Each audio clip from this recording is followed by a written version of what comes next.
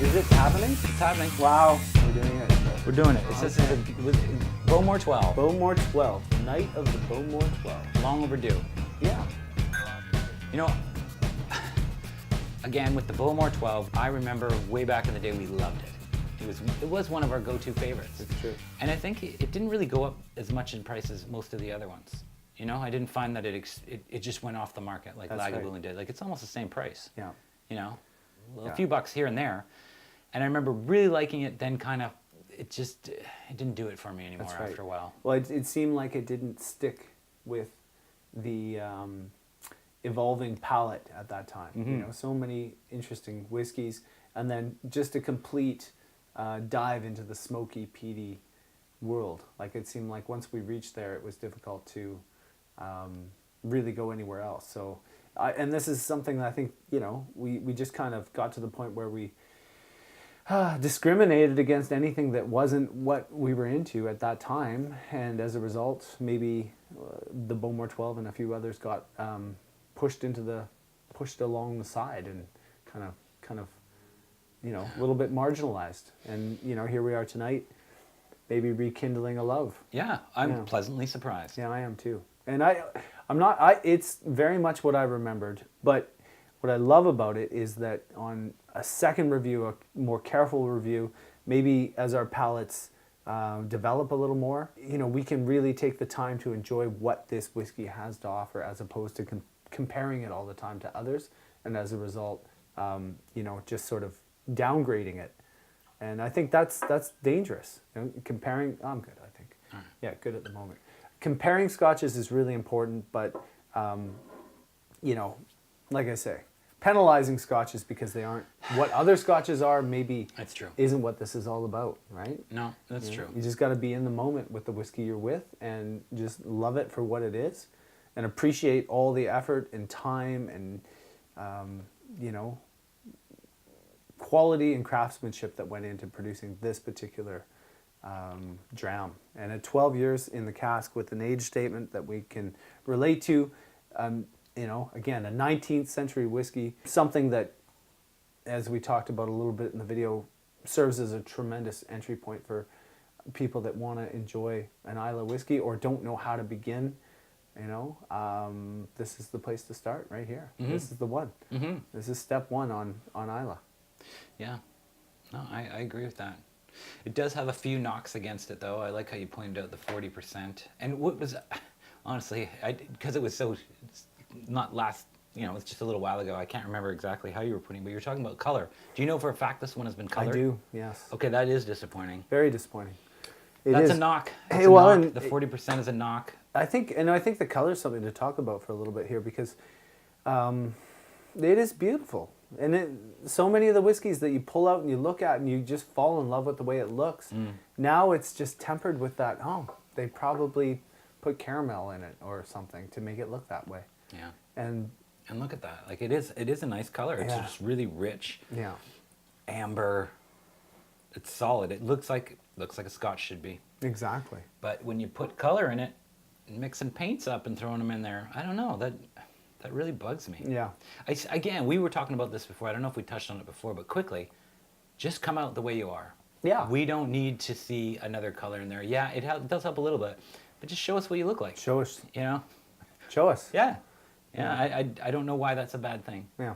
What if it's completely unique? What if you get a color that is, say that, but really, really pale, but not a pale like a smokehead or Arbeg, but you know, it's a darker light color. You know, it's, rather than the yellow, it goes more into the orange. Well, and I think that's a good point. And when you talk about some of these hay or straw colored whiskeys that really pack a punch, it's kind of neat, because it's like the wolf in sheep's clothing, right? Yeah, like you're yeah. like, whoa, Oh, that's a where good did point, that yeah. come from? I Like like you're that. like, yeah, I wasn't expecting it from the way it looked. You know, you have the nose, you have the viscosity, you have these other indicators of what it might look like. But then sometimes the color is an indicator, and yeah, I don't like it when you can't use that as part of your sort of decision making or as part of your quality. And this is something like, you know, if you watch our earlier videos, like I fall into that trap. I pull it out, I look at it, and I'm like, wow, I love the way that looks. and that played into the rating. It played into the way I felt about the quality of the whiskey. And why wouldn't it? Yeah. Yeah, It and now totally I would. feel like I'm just sort of being, like ripped off and Lied to. yeah, a little bit, just sort of like like, oh, we just faked you out here because we really wanted it to be that way. This is what we felt it should look like given what it is, and it's like, yeah, well, you have the right to make your box the way you want to, and you have the right to make your bottle, make it look any way you like, and even if you need to color the glass, fine, go ahead. But once it goes into my glass, in my bar, I should be able to see it for what it is. And I think that there's a lot of people that feel this way. Like, certainly when you hear Ralphie or when you hear, Horst Looning, he's the same way. He's a little offended by the color that's being added. And I think that's, everybody should just keep knocking on the door until the whiskey world maybe pivots a little bit on that. Yeah. We're asking a lot, aren't we? Well, maybe. But I think it's true. I find it funny that it should be mandatory to put that in the box. But if you're saying a lot of them do it, they probably, when you get that many people sort of breaking the rules, they kind of they say, okay, don't worry about it. But I thought you could advertise that on the box. I don't see anywhere where it's talking about color on the box. It's sort of like, but Because you're didn't they shooting used yourself to? in the foot. I know, but didn't they used to? Say, hey, we just add a No, little color? just saying, not add a little color, but say, look, it's a beautiful, rich, golden color. They have all these descriptive words for the color, too. Because all over the box is the nose, and maybe not. Yeah. Maybe it wasn't like that. But Yeah, I don't know. But now there's no mention of that at all. But they should have to put on there, and says, like, even in fine print on the bottom or the inside, somewhere, Yeah, yeah. it says, we color it. Yeah. Well, and I find it's interesting that American whiskeys have a law against that. And Scottish whiskeys don't. And you would actually think the complete reverse. You would think that bourbons, in Kentucky whiskeys and whatever they call them, would be the ones that would be dressing them up. But they're the ones that are purer in Wow. that particular way. And is it just me, but are most bourbons pretty dark? Yeah, Have you seen a light bourbon around? Well, again, I don't know if that's the bottle or if that's... Yeah, I don't No, drink most enough... bourbons are in a I don't white, drink enough bourbon clear. to really know. I don't really either, but I did, I don't mind it. I like it. It's I'd certainly like a bourbon or two around here. Yeah. I would love that. But I think they should. I think it should be. I don't know. I think it's something to be ashamed of. Honestly, Yes, agreed. a little bit of shame. A little bit of shame there. A little bit of shame in the whiskey world. But they've been doing it a long time. And so, you give them a little bit of space and they do so many things so well that unfortunately we kind of have to overlook that a little bit, Okay, so last question on the color. Yes. Then we'll move on. But Okay. Are all of their expressions colored? Can't answer that Okay. definitively. Just this one. Yeah. We know that for sure. I We know don't that if for they sure, all are. but I have a feeling, like, for example, the 15 is the darkest, it's called. Yeah. I So mean, does- you can't call yourself the darkest and color it. I know, that worries me. We could Yeah, get darker than pretty that. darn dark. Yeah. It's black now. What do you Yeah. think of this? Super Very dark. dark. So dark. We just put black food coloring. That's right. Well, anyway, I don't know. But Okay. from here on out, every whiskey I look at with you is we definitely need to cover that because, that's an important thing. Okay. I agree. Yeah. So Although, okay, let's move on. let's do it. Let's do it. So again, let's talk about what you like about this whiskey. Let's really focus on some of the things that you enjoy about the Bowmore 12. Like just drinking it now, you've had a couple of tastes, you're into it, you're drinking it, it's going nicely. You heard what I had to say during the video. Let's do some counterpoint and let's bring some of your feel into this conversation. Okay. I do taste the smoke. There is a bit of element of smoke in there, and I'm a lover of that, and I taste that in there, so it gets marks for that. And it is a lot different than I thought it was going to be.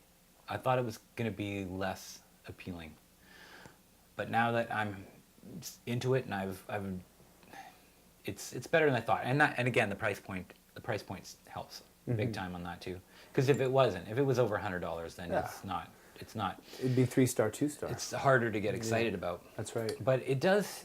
What else does it have? Like there isn't any distinguishing flavors that are jumping out at me. My palate isn't as developed, but. Well, do you pick up that? So you get the smoke on the nose, Yeah.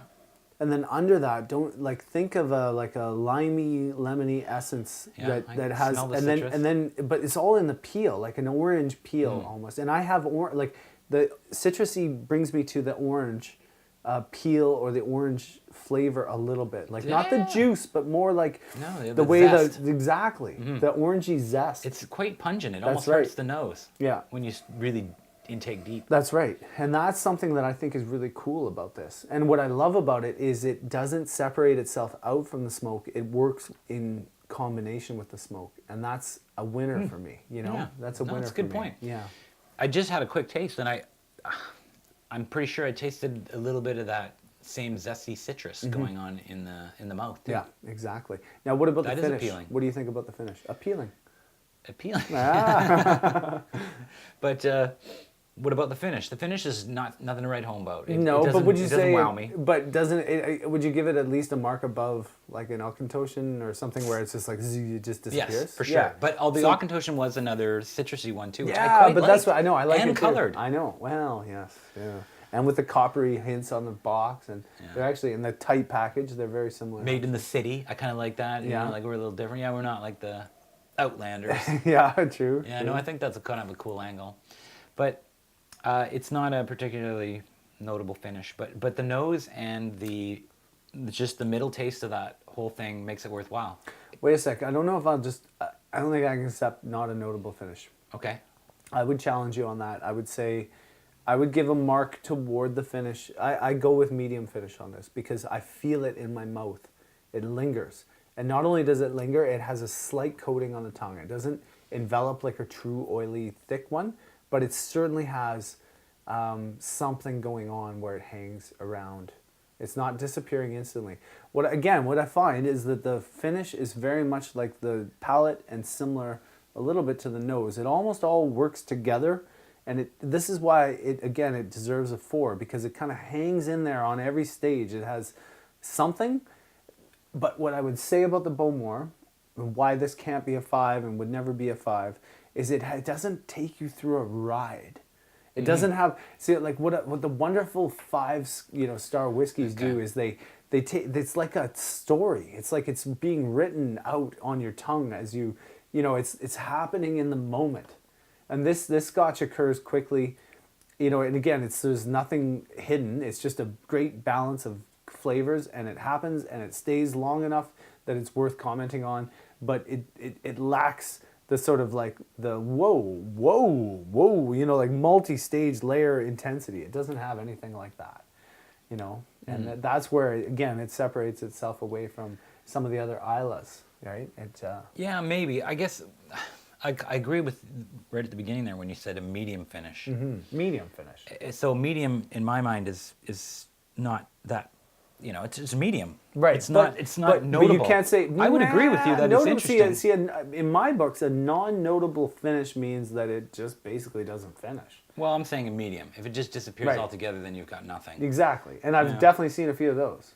Right. Where it's like, whoa, it's just like you tasted it, I drank it, and now it's just literally, I'm ready for another sip. It's not like I have to sit there for a moment and let it linger and sort of experience that final notes of flavor and stuff. Like this one does that, so I give it a little bit there. I'll give it a little nod there. Okay, good. No, okay.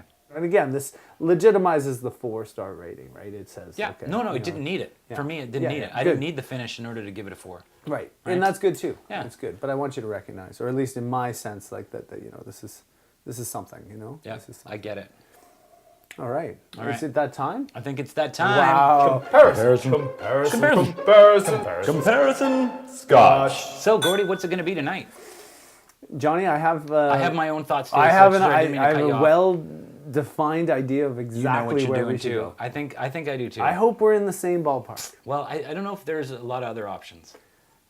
I think there was one option you mentioned earlier that was a possibility, but I would not want to do that one. No, but that's there's not the another one. one that I think works really well. Okay, let's say it at the count of 3. Okay. Okay.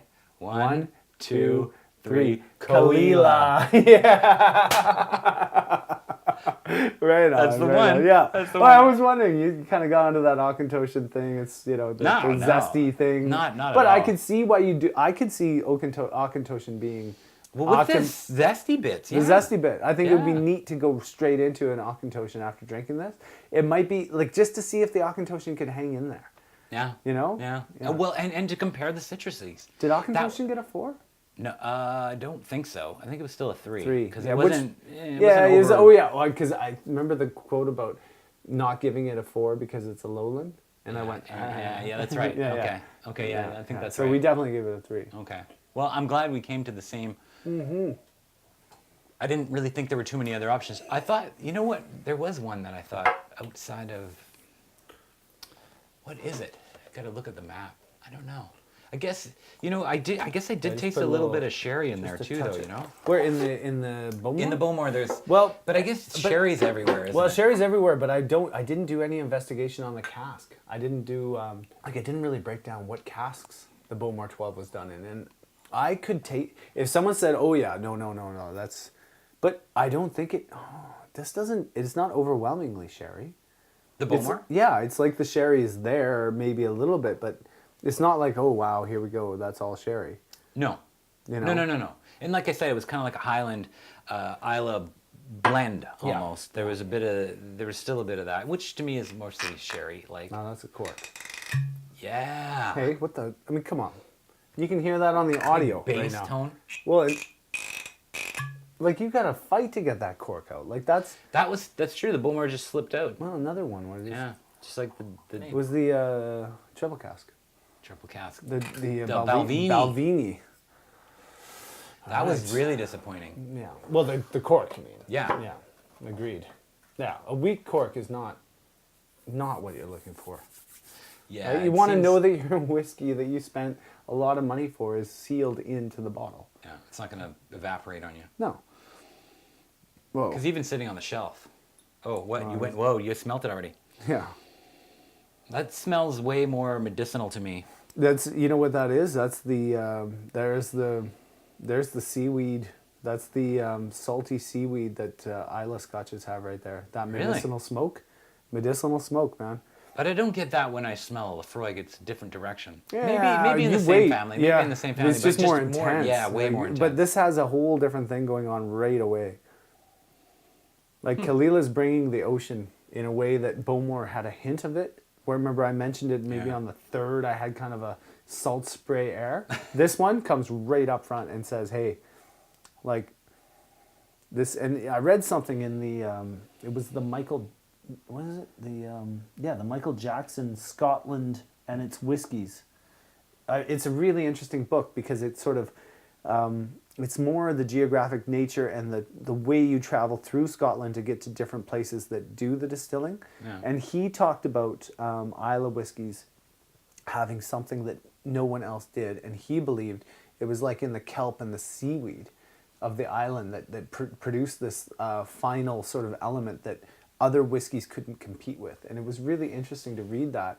And when you smell the Kalila, and you compare that smell to what you just came off the nose of the Bowmore smelling, you can almost sense that. And he said it manifests itself in that medicinal smoke, right? Right. So here we go. Kalila. Kalila. I keep saying it wrong. I don't even, I've heard it about 3 different ways. But it does say that on the box. Ah, It does. yeah.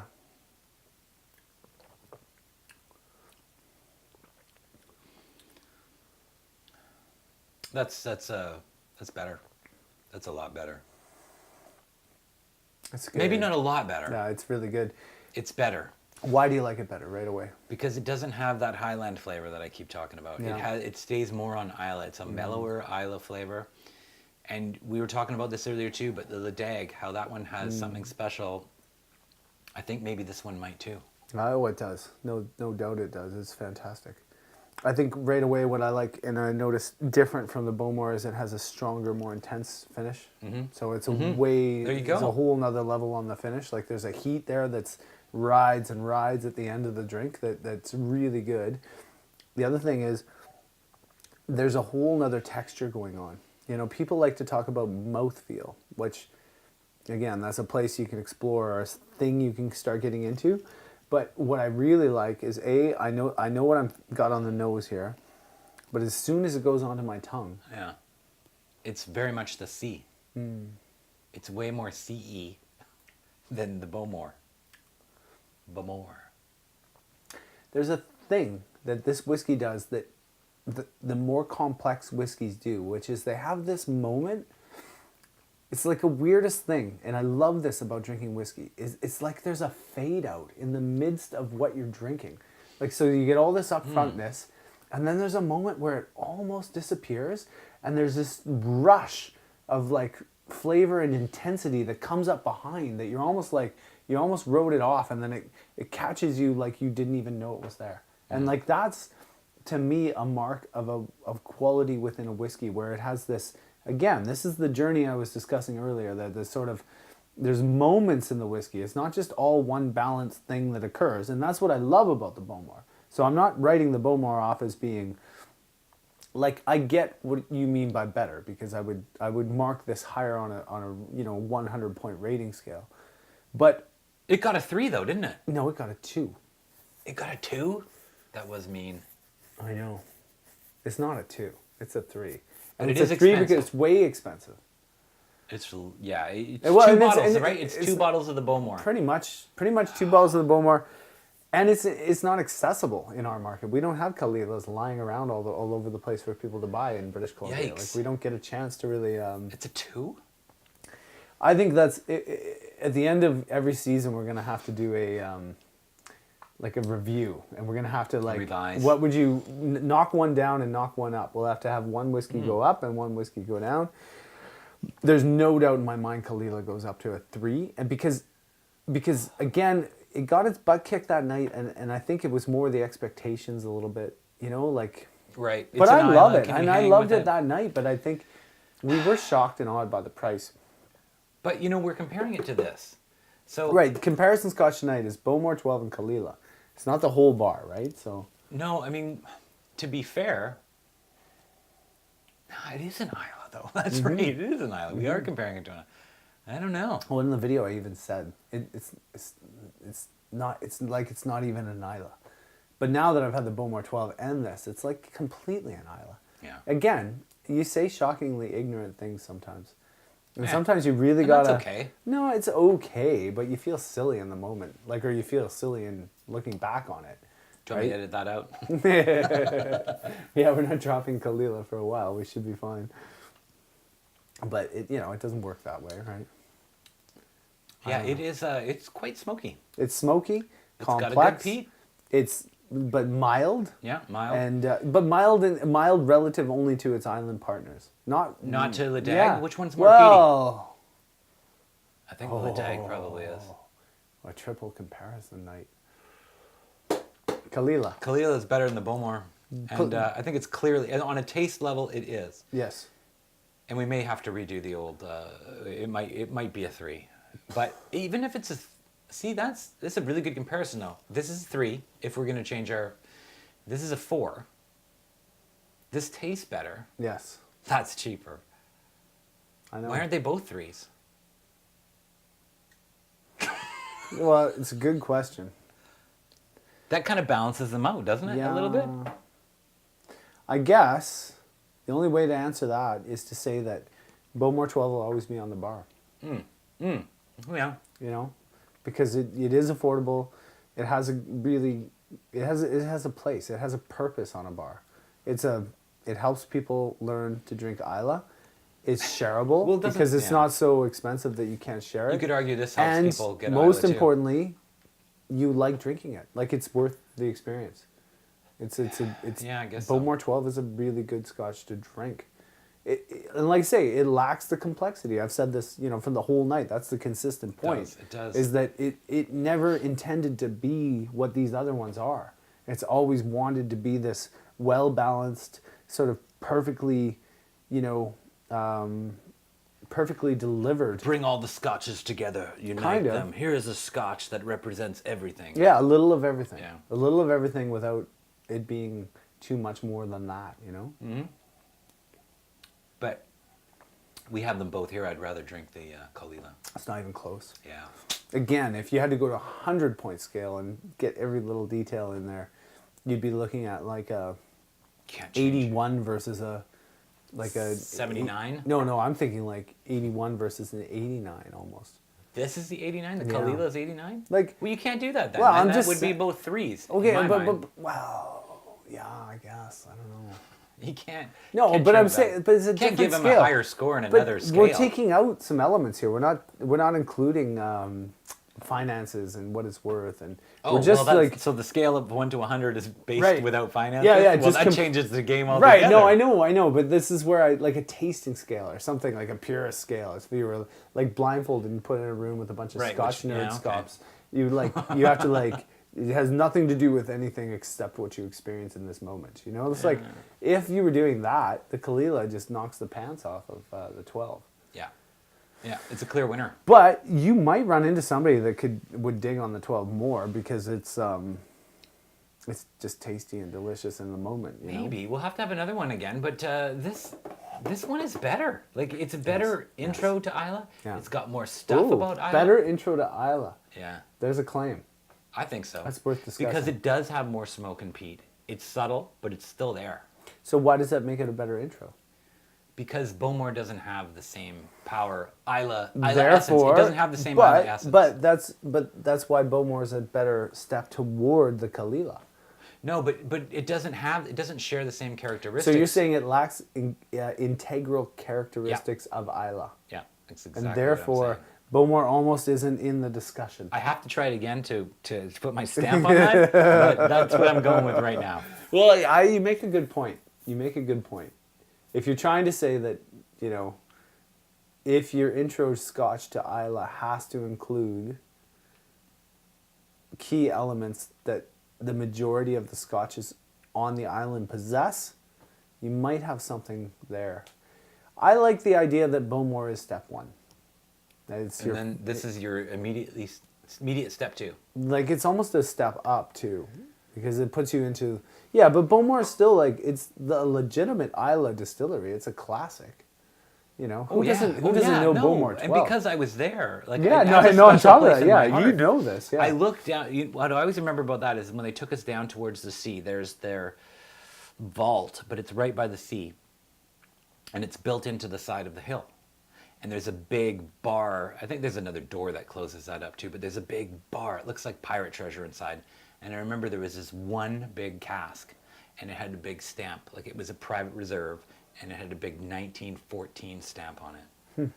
And I don't know if it was just a old cask. old cask or just like a prop, but it looked really cool. Like, and it just went on down this tunnel. It was dark, dingy tunnel, and it smelled like the sea there. And I was like that image sticks in my mind with Scotch experiences. So they do it right. Yeah. Right. Okay. Wow, lots to talk about there. Is it time? Quote of the night. Today's rain is tomorrow's whiskey. Quote of the night. I like that one. I do too. Oh, This that's one's a good one. It sits well with me on a lot it of does. I levels. don't know what to say about it. I think it speaks for itself. Sure, I do. But yeah. it just, I like that. Okay, well, because you that's the water. That's don't. Yeah. So talk about it. it's just raining down from heaven, and there's just this water, and it's going in to make this beautiful substance, this beautiful spirit that we love so much. It's good imagery, and it's truth. That's what it is. It's coming down, and it's making this. And it's such a beautiful this. This is a beautiful this. Well, cheers on that. Cheers. It's a good quote. I'm not sure who wrote that. It's just in our little notes. You should The only take thing I mine. can add to that is today's rain is tomorrow's whiskey. Sometimes, and we live in a climate here in British Columbia where we can relate to long, dark, wet winters, sometimes snowing, but often it's just raining, like 30 days in a row, 20 days in a row. It can be hard to go through those times. But if you lived in Scotland, and if you lived in a place like Isla or up in the Highlands or somewhere where you were secluded from cities and you had to endure, the elements day in and day out, and you had to exist in that wet rain, something that would help you is this thought. The idea that, as you're enduring all this, that what's happening is all of that's being It's producing good things. That's right. You know, the clouds are rolling off the ocean, smashing into the mountains of Scotland, and you know, condensing and becoming liquid that runs through the various creeks and rivers, and each of those water sources is absolutely key to the production of the whiskey. You know, you have to have that fresh, natural water to make beautiful whiskey. I mean, whiskey is the water of life. So, you know, when you think about this quote and you think about rain and you think about how depressing and hard it can be, this is a thought that can lift your spirit. And then when you actually drink it, it can literally lift your spirit because you're consuming the spirit on a dark, rainy night in February, and you're making something of it, and you're taking, you know, what nature is throwing at you, and you're converting it through your own sort of cleverness as a human to create a distilled spirit, you know? Mm-hmm. Yeah, I was just thinking too about, what about when we're assuming that in that quote that when the rain comes down and the rain turns into the river, and the river is the source for the water. Yeah, you're drinking the Bowmore.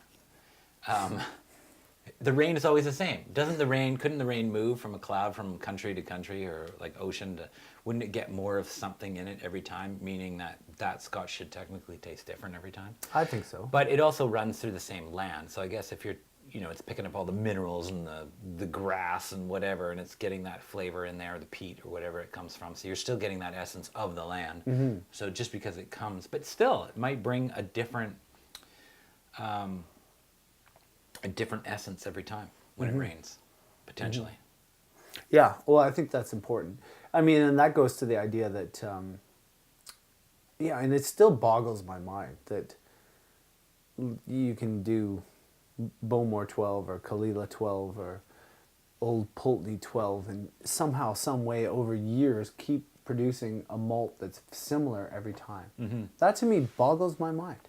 And I get that there's a consistency to their approach, and this is what has allowed malt masters to be consistent, right? Like you know, one leads to the other. Your process, your consistent process, you know, leads to a consistent output, but it still blows my mind that they actually get it right time in and time out, regardless of your microculture shifting and changing, and regardless of weather shifts, and regardless of river flows and floods, and you know, less years and more years, and yet somehow, some way, these guys still manage to produce something consistent all the time. And I know if you talk to it changes a little bit. It does, and over decades it not changes. Enough for me to notice. And they even say like, oh, you know, Talisker such and such, you know, was hit or miss. You know, like if you get this one, it's good, and if you know, these guys, I mean, there's other Scotch drinkers that are clearly on a whole nother level than we are. You know, yeah, that would be hard. No, and I mean, I accept that. And I do accept that there are variations, and I do accept that every single malt that you drink is going to be unique, even though there is a consistent flavor pattern. I mean, all that I accept. But yet, I still bow down to think, oh my goodness, like, it's just amazing what they do. It truly is, you know?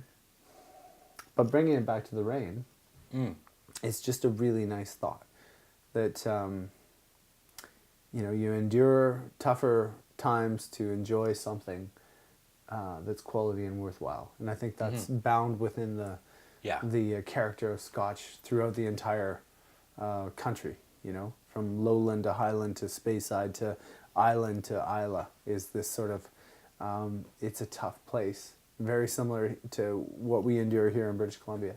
You have snow, you have rain, you have maritime climates, and all of that combines to create something that is key to the process. Closing thoughts? We didn't sing tonight. I that's probably okay. Yeah. It's okay not to sing on a Wednesday night in May. You know what? The more I drink this, though, the more I'm kind of... I get it more. Comparison is really important. Comparison Scotch? Comparison Scotch carries our whole We should podcast. always go back to the one you first tried, the Scotch of the night. Okay, so it took me 3 sips to get to a point where I'm like, oh, the Bowmore is actually really good. Yeah. When I had my first sip, right after I had the Kalila, this thing was totally dwarfed by the Kalila. And I was actually like, oh my God. Like, I even gave you a look, like, ooh, like, not ooh, like, that's not fair, but like more like, whoa, you know? Now here we are drinking the Bowmore and it's catching up again. I wonder if that is sherry. Like, because there's something totally different. Bowmore has one element that separates itself from the Kalila, and it is a sweet element. It's an element that has a flavor that it's more than just citrus sweetness. It has almost a chocolate, or I hate to say caramel after all that coloring stuff. Right. But there is that. It has a caramel in it that's it does. It's delicious. I don't think the coloring would have to do no, with but that. now I'm all It worried might. about saying it because like I don't even want to talk about. Well, that's the caramel. popular way of coloring your whiskeys is Yeah. with some sort of caramel additive, right? But it has like I almost think about that Macintosh toffee from when you were kids. You know that, like that sweet, the really hard thick. to chew stuff. Yeah, where you just suck on it. You just suck on it for a while.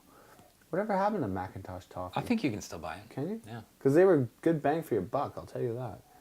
Buy a chocolate bar, it's gone. You have to buy one of those Macintosh. Oh, it'll take you a day. Maybe you even lose a tooth. His molar's gone. That's why the dentist got against it. They're like, or they got for it. Who knows? Yeah, it's coming back around. All that strong talk about Kalila being like so much better. It is better. It is better. It is better, yes. But the Bowmore is now, I'm not as... No, it holds its own. It has its own thing. And this is the. But again, is it a 3 or is it a 4? Who? The Bowmore? Yeah. Still a 4. Because of the price. I'll stick with that. I'm okay 4 with that. because of the price. And because it offers something beautiful. I shouldn't rush to judgment. Well, nobody should. But it is still better. So at the end of the day, it is still better. And yeah, so you can't- yet, you're forced to compare because of, It's this still is the okay. world, this is the world we live in. And And- you have yeah. a bunch of whiskeys up in a bar that's natural to say, what's the best? Well, speaking of that, let's close it up. Great. And let's Where are we going what are we next? going to do? We're going to preview. We've got a couple of options. Right. Let's land on one. I mean, just for the heck of it, let's Yeah. go there. Okay. Okay? Next week. Next. Stay tuned. Is it next week? We don't even know. Next second week. Within a fortnight. Within a fortnight. The Royal Bracla. Brockla. Highland Single Malt Scotch And you gotta. whiskey. Too bad we can't give you a visual. Well, Johnny, right. another good night. Another good night. A very interesting day. Totally. Hey? Yeah. Yeah. Thanks to all the people that have subscribed. No kidding. That's Hey? fantastic. Our whole world is shifting and changing as we speak. Appreciate it. Thank you, guys. Anyway, thank you. Thank you. And good night. Good night. Wee Dram. Wee Dram.